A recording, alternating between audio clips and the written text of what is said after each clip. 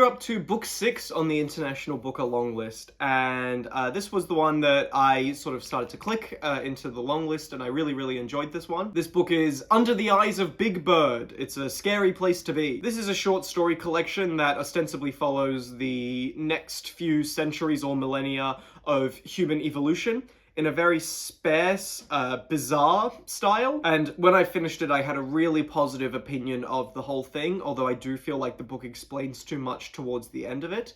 But by the end, I really loved it and its undetailed approach. The first couple of stories in this book are outstanding, and everything in the first 100 pages or so, I was thinking, is this going to be a 5 out of 5? Like, I loved the way it was written. The first story, really snappy and sad opening that set up the world building really well, where I understood what the terms meant in the sense that the author wanted me to. It's super underwritten, and it's not particularly flourishy, the writing, which I really like for something that is as bizarre and mystic as this is. Often, and especially in the first few chapters, the book felt like it was on the edge of making a really specific metaphorical connection, and anytime it felt like it would get close to being like, this is actually what the book is about, it would dance away again, and it would pretend to be about something else. Of course, there are times where you do feel the allegory, and sometimes it can be a little heavy-handed. There's a Jesus allegory later on that I was not caring for, but a lot of it feels very strange and comparative, but in like a dream-like way, and often time and whole lives will just speed past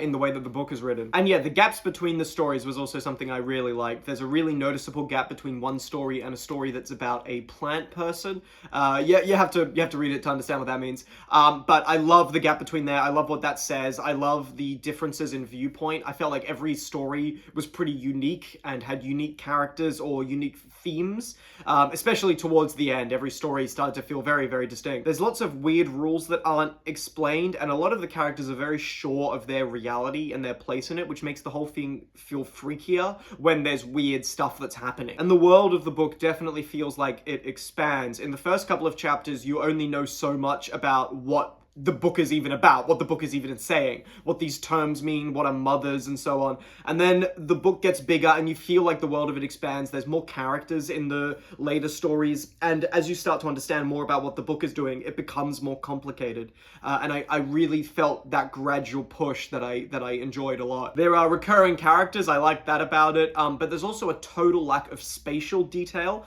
and that's the case with any of the stories. There's never a moment where the character will like describe what a house looks like or describe what the environment looks like. It is always really broad, and it feels like it could take place in any place at any time on any scale, which really worked in the book's favor, I thought. A lot of people said they did feel the length by the time they got to the second half, and I agree with that. The stories double in length in the second half of the book, pretty much, and so you do feel that the book is kind of slowing down. But also some of the perspectives in the second half of the short story collection I didn't like. There was a couple of stories on love from the male perspective and then the female perspective, and I was unmoved by all of that. I thought that could be cut out, quite honestly. Then there's a couple of moments where the book explains itself too much and shows its hand. After the titular short story, which I thought was fantastic, there's another short story that pretty much explains everything that happened in the one before it.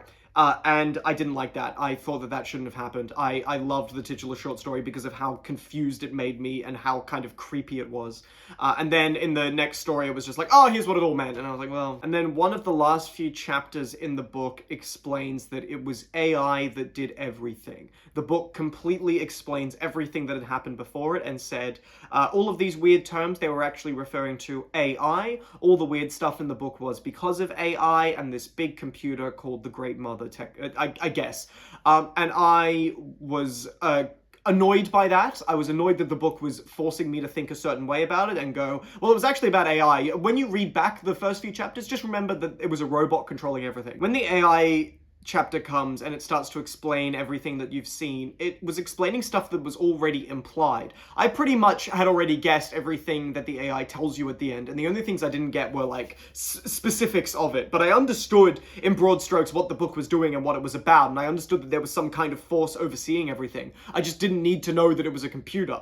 And when the computer tells you everything that you've already seen, it felt like it was dumbing it down for an audience that already understood that. I don't even hate the AI chapter. I thought it was well written, but I just hate the lack of interpretability by the end of the book. But on the whole, I found the book beautiful and meaningful and interesting, and I really enjoyed it while I read it. I was quite moved by some of it. I really like the spot that the book ends in too, and yeah, that first half or third of the book is just flat out fantastic. I was really loving it, and I did start to feel the pace slow down at the end, which was deliberate, but there was also some stuff towards the end that was too easy and should have been cut out. But other than that, yeah, I really loved the book, and I hope you guys liked it as well. It's my favorite on the long list so far. Bye!